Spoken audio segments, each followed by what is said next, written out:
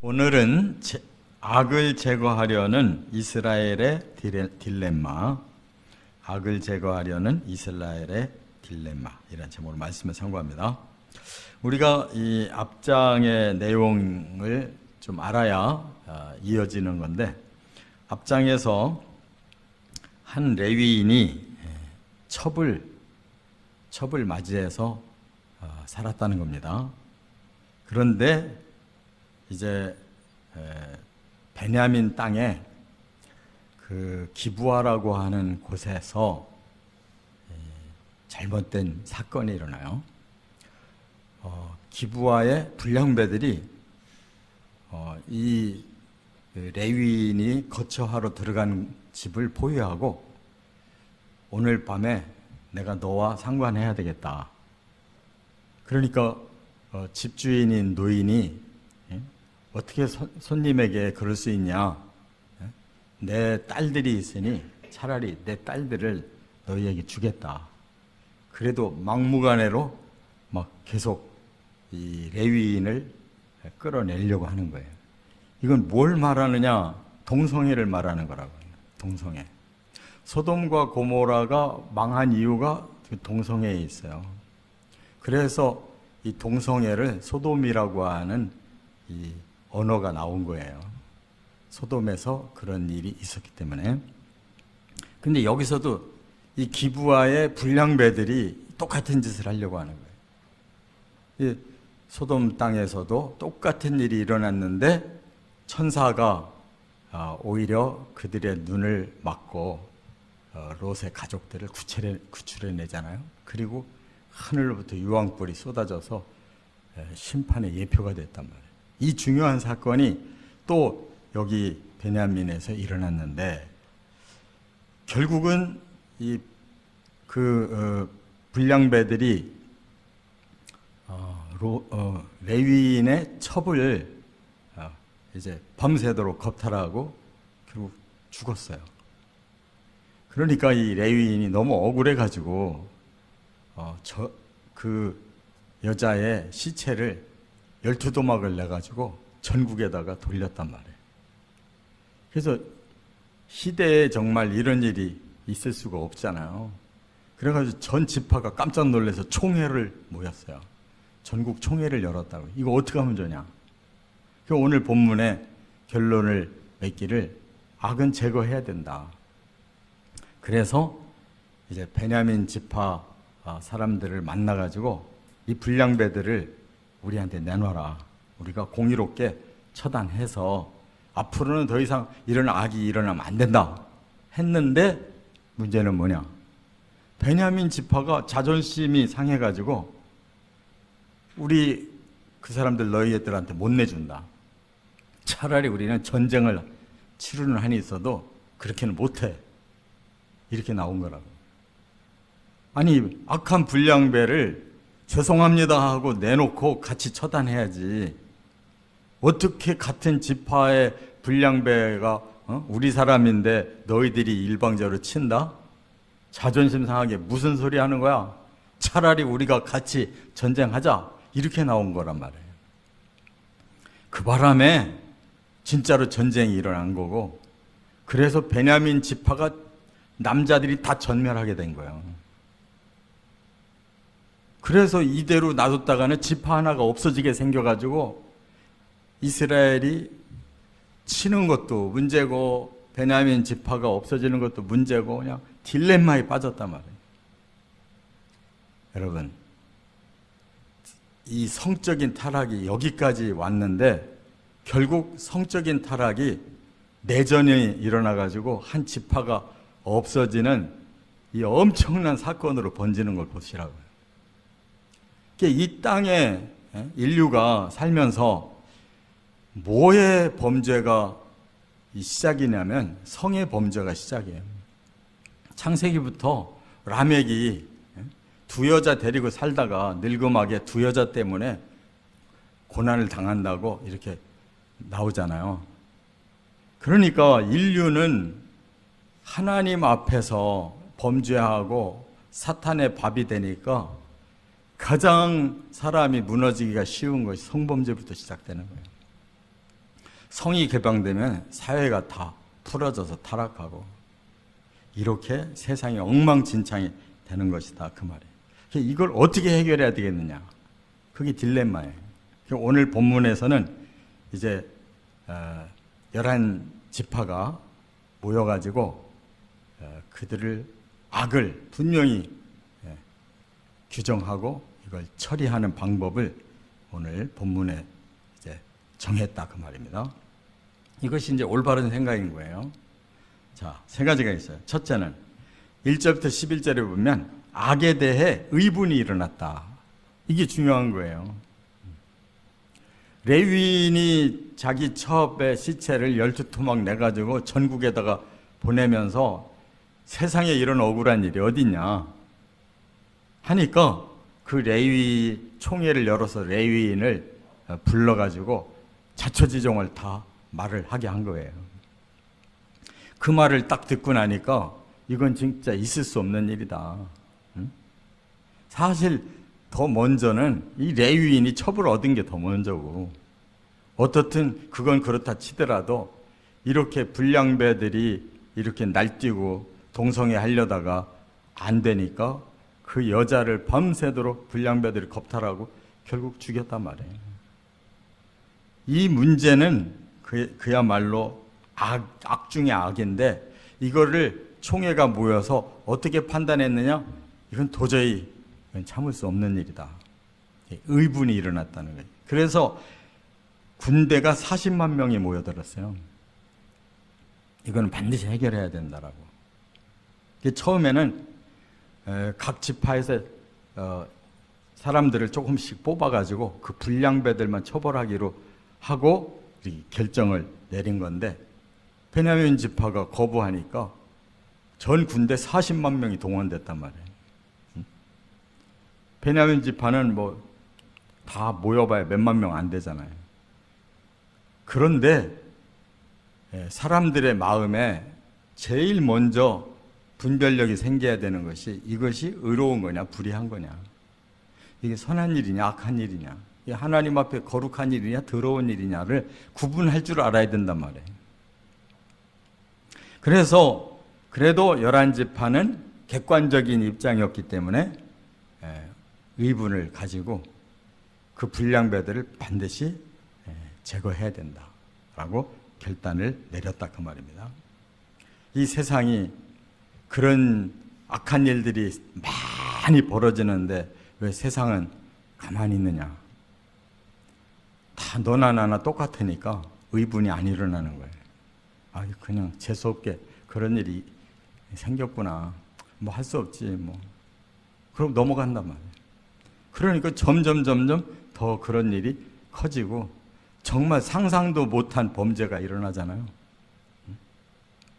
이렇게 사람에게는 기본적인 양심과 하나님이 주신 율법에 의해서 의가 뭐고 불의가 뭔가를 분명하게 구별하고, 불의하다면 그것은 반드시 그 의의 그 처벌을 반드시 받아야 된다 그 말이에요. 예수님도 가장 그 무서운 분노를 누구에게 쏟으셨냐면 바로 바리새인들, 또 사두개인들, 제사장들, 서기관들, 장로들한테 쏟으셨어요. 왜 그러셨느냐? 바로 그들이 공의를 행해야 될 지도자들인데 그들부터가 벌써 악에 빠져 있어요. 외식하고 그 겉과 속이 다른 이러한 하나님 앞에 정말 잘 믿는 체에서 사람들한테는 존경받으려고 그러고, 속으로는 온갖 욕심에 그냥 가득 차가지고 다 자기들만 누리려고 하는 이런 속과 겉이 완전히 다른 그런 자들을 예수님은 겁없이 진노하셨다고요. 너희들에게 장차 화가 있을 것이다. 그래서 그들이 예수를 죽이려고 그렇게 백성들을 선동해서 십자가에 못 박았잖아요. 예수님이 가만히 있었으면 못 박힐 일이 안 일어나죠. 그러나 의와 불의는 분명히 구별해야 되니까. 그래서 예수님은 십자가를 지실 수밖에 없었어요. 두 번째, 12절부터 17절 또 하나 중요한 게 뭐냐? 베냐민 지파에게 사실 여부를 확인했다는 거예요. 맞아요. 그 레위인에게 모든 증언을 들었잖아요. 그래서 의분이 일어났어요. 그래서 사람들을 뽑아서 우리가 징계해야 된다. 여기까지는 의분이에요. 이제 행동을 해야 되는데 그 전에 또 하나 해야 되는 게 있어요. 한쪽만 들어봐서는 안 돼요. 양쪽 다 들어봐야지.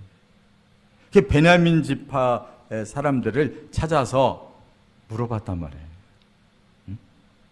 너희 중에 이 불량배들이 이러이러한 일을 했다고 하는데 당신들이 오히려 그 불량배들을 잡아와야 되지 않냐 하고 그 사실 여부를 물어본 거예요. 그런데 베냐민 지파는 그 사실이 중요한 게 아니라 자기들 지파를 지금 징계하려고 한다는데 이게 분노가 일어난 거예요. 그리고 그 시대의 타락상은 아니 그 정도 문제를 가지고 뭘 전 지파가 나서서 야단이냐 이렇게 나온 거란 말이에요. 아니 우리 지파가 그런 거 하나도 뭐 해결 못하고 살 줄 아냐? 왜 이렇게 호들갑을 떨고 자존심 상하게 만드냐 이거예요. 그래서 26,700명을 베냐민 지파가 군대를 모아놨어요. 이 방귀꾼 놈이 성낸다고 오히려 베냐민 지파가 엉뚱하게 전 지파를 향해서 전쟁을 걸어버린 거예요. 아니 전 지파가 11지파가 되고 겨우 베냐민 한 지파가 어떻게 하겠다고 이렇게 대책 없이 나서냐고. 그러니까 나중에 결국 전쟁이 일어나고 보니까 베냐민 지파가 다 죽게 생긴 거예요. 남자의 씨가 말릴 것 같은 거예요. 그래가지고 이스라엘이 더 이상 이러지도 못하고 저러지도 못하고 그냥 아주 난관에 빠졌어요. 이 딜레마라는 게 바로 그거예요. 이러지도 못하고 저러지도 못한다는 뜻이라고. 여러분, 정말 우리가 아무리 팔이 안으로 굽는다 할지라도 의와 불의를 분별하지 못하면 그거는 다 타락한 것들이에요. 이 베냐민 지파가 그렇게 타락했단 말이에요. 자기 백성 중에 뭘 불량배가 뭐가 그렇게 중요해. 오히려 죄송하다고 머리를 조아리고 지들이 앞장서서 불량배를 처단하고 전 지파에게 사과하고 레위인에게 사과해도 부족한데. 그래서 끝으로 이제 이렇게 되면 내전이 일어나고 큰일이 나게 생겼으니까 또 하나의 과정을 밟아요. 그게 뭐냐? 세 번째, 18절부터 28절. 여호와의 뜻을 구했다는 거예요. 이게 올바른 거죠. 이제 이렇게 나가면 결국 전쟁을 할 수밖에 없는데 하나님 어떻게 하면 좋습니까? 라고 이제 이스라엘 그 다수의 지파 지도자들이 하나님 앞에 기도했다는 거예요. 그랬더니 베델에 올라가서 기도를 했는데 그곳에서 하나님 바로 응답이 왔어요. 너희들 유다 지파부터 앞장서서 전군이 다 나가. 이렇게 말씀한 거예요. 하나님도 지금 의분으로 가득하신 거야. 이런 놈들은 그대로 놔두면 안 돼. 유다 지파가 앞장서고 전 지파가 뒤따라서 가서 전쟁해. 그런 거예요. 여러분, 참 이 하나님이 이렇게 하신다는 거 힘든 일입니다. 안 그래요? 베냐민 지파도 아껴야 되잖아요. 근데 지금 그들의 의분에 손을 들어주셔가지고 그냥 전군이 다 나가서 그놈들하고 싸워 그랬거든요. 그런데 결과가 어떻게 났냐면 반대로 베냐민이 이스라엘 군 22,000명을 죽여요. 희한하잖아요. 26,700명 데리고 나왔는데 여긴 40만 명이거든요. 공격했는데 22,200명이 오히려 베냐민에 의해서 이 이스라엘 전체가 오히려 죽어요. 그래서 다시 모여가지고 울고불고 하나님 앞에 또 기도하는 거예요. 자, 여기서 우리가 알 수 있는 게 있어요. 40만 명 힘이 없어서 그랬을까요? 아니, 자기 민족하고 싸우면 안 되니까 이 다수의 40만 명은 되도록 안 싸우고 싶은 거지. 근데 이 베냐민 이놈들은 겁없이 그냥 최선을 다해서 자기들 자존심 세우려고 싸운 거예요.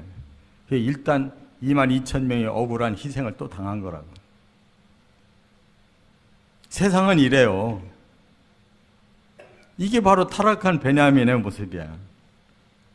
그래서 다시 하나님 앞에 울고불고 기도를 하니까 하나님이 뭐라고 말씀했냐면 다시 올라가서 쳐 그랬어요. 두 번째 다시 싸우라는 거예요. 하나님이 뭐가 생각이 좀 부족하신 걸까요?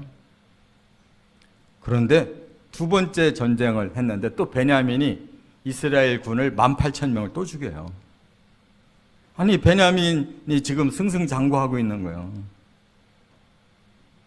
왜 그럴까? 그래서 또 다시 이스라엘이 하나님 앞에 또 기도해요. 그랬더니 이번에 세 번째 하나님 응답이 왔는데 올라가! 내가 내일 그들을 너희 손에 붙여줄 거야. 그랬어요.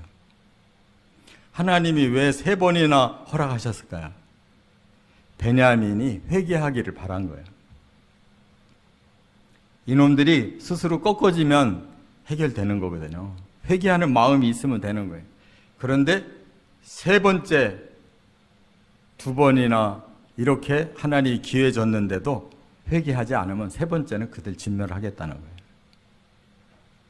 그러니까 하나님 마음은 아파도 공의는 세워야 되겠고 그들이 회개한다면 이 문제가 풀릴 수 있기 때문에 하나님 무섭게 두 번이나 이스라엘이 많은 희생을 당하는데도 불구하고 베냐민에게 기회를 준 거라고. 근데 이들은 끝까지 회개 안 해요. 그래서 세 번째 허락하실 때는 내일 하루 만에 완전히 베냐민을 다 싹쓸이 한 거라고. 이렇게 이 세상의 사람들은 이미 영혼이 다 썩어버리고 다 타락해서 가장 인간의 육체의 말초적인 이런 쾌락에 빠져 있고 이것을 하나님의 공의의 법으로 다스리려니까 이게 되냐고요. 그래서 하나님 선민이 스스로 이렇게 자폭을 하는 이런 딜레마에 빠지게 됐다는 것을 우리가 깨달아요. 이 세상의 끝이 바로 이런 모습인 것입니다.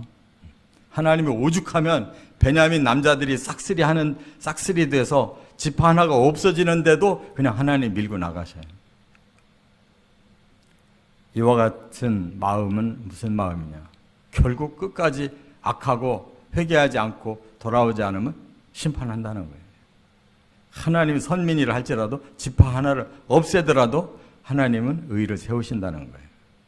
그 마음을 깨달아야 될 줄 믿습니다. 그래서 이 세상이 설마 어떻게 하나님이 이 세상 사람들 다 치겠냐? 다 치셔요. 워낙 악하니까. 끝에 적그리스도가 와서 오히려 이스라엘 선민과 손잡을 거고 많은 기독교인들이 떠날 거고 다 예언된 대로 진행되는 거예요. 근데 하나님은 거기에 굽히지 않으신다. 싹쓸이 하시는 거예요. 그리고 정말 하나님의 온전한 백성 된 자들만 남겨서 하늘나라로 우리에게 영원한 생명과 영광을 주시는 거예요. 하나님의 계획은 틀림없습니다. 이 땅과 같이 의와 불의와 선과 악과 거룩과 더러움이 같이 공존하는 세상은 더 이상 하나님 두지 않으셔요. 심판하시는 거예요. 처음 하늘과 땅 사라지는 거예요. 악한 영혼들은 반드시 음부에 들어갔다가 마지막 부활해서 그들에게는 영원한 불못으로 들어가는 거예요. 이 모든 것은 너무나 자명한데, 아이 천국이 뭐가 대단하다고 사람들이 야단이냐, 지금 어떻게 사느냐가 중요하지. 천국이 대단하지 않으면 그럼 지옥 가도 되겠어요? 예? 뭔가 끝이 뭔가 하나님이 세워놓은 이 스케줄을 알아야 될 거 아니야. 천국이 뭐 보이지도 않는 천국, 우리가 가보지도 않았는데 뭐 그렇게 확신할 수도 없고, 이 땅에 사는 게 중요하잖아. 중요하지만 목적이 거긴데, 거기가 아니면 지옥인데, 하나님의 스케줄은 확실한데 왜 사람들이 이렇게 안이하게 지편한 대로 신앙생활을 하려고 하냐고. 반드시 거기에 대한 보응이 오는 거예요. 오죽하면 베냐민 한 지파를 없애더라도 하나님 공의를 세우겠다는 거잖아요, 지금. 하나님의 마음을 반드시 깨달으시 바랍니다. 그래서 우리도 괜히 스스로 우리 자신을 부풀려서 뭐 이 정도 믿으면 잘 믿는 거지. 천만의 말씀이에요. 정말 하나님의 그 중심의 마음을 깨달으시고 우리가 그 안으로 들어가야 사는 거지. 밖에서 우리 멋대로 살면서 설마 그렇게 하시랴.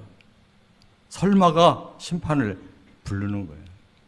꼭 이 딜레마에서 벗어나시기를 주의 이름으로 축원합니다.